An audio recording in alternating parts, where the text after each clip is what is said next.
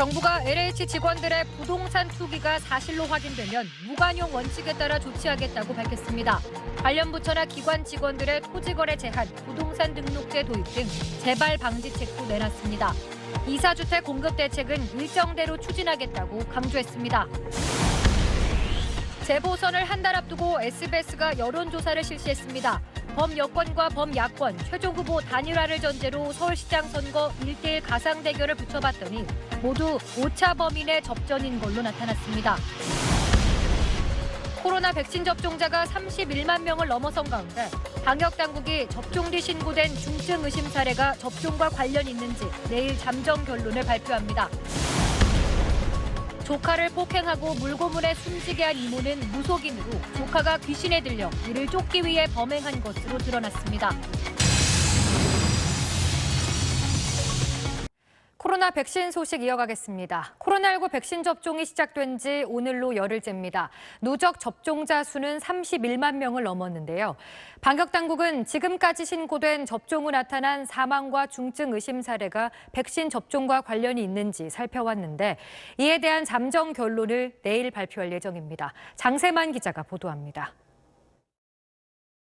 코로나19 검사 수가 줄어드는 주말임에도 신규 확진자는 416명으로 이틀째 400명을 넘었습니다. 가족이나 지인 모임 등 소규모 집단 감염이 이어지면서 확산세는 언제든 다시 커질 수 있는 상황인데요. 방역당국이 이를 막기 위해 진단검사를 하루 50만 건으로 지금보다 2배 늘리기로 했습니다. 이성훈 기자입니다. 10살 조카 아이를 물고문 끝에 결국 숨지게 한 이모 부부가 재판에 넘겨졌습니다. 아이에게서 귀신을 쫓아야 한다며 지속적인 폭행에 엽기적인 학대 행위까지 여러 차례 있었는데 친어머니는 이런 학대 사실을 알고도 방치했던 걸로 드러났습니다. 김민정 기자의 보도입니다. 시내버스에 타고 있던 한 승객이 버스 기사를 폭행한 사건이 있었습니다. 정류장이 아닌 곳에 내려달라고 요구하다 거절당하자 난동을 부린 건데 운전 중인 기사의 뺨을 때리고 버스 안에서 담배까지 피웠습니다. 정반석 기자가 취재했습니다. 오늘 미국 하버드대 앞에선 위안부 피해자를 매춘부라고 왜곡한 램지어 교수를 규탄하는 집회가 열렸습니다.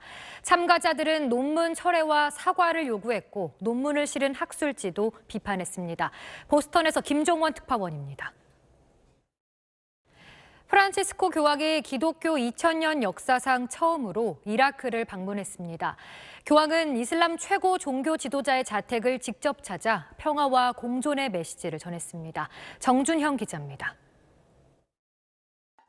2012년 등장 때부터 파격적인 무대로 눈길을 끌며 북한판 소녀시대로 불렸던 모란봉악단이 1년 넘게 모습을 감췄습니다.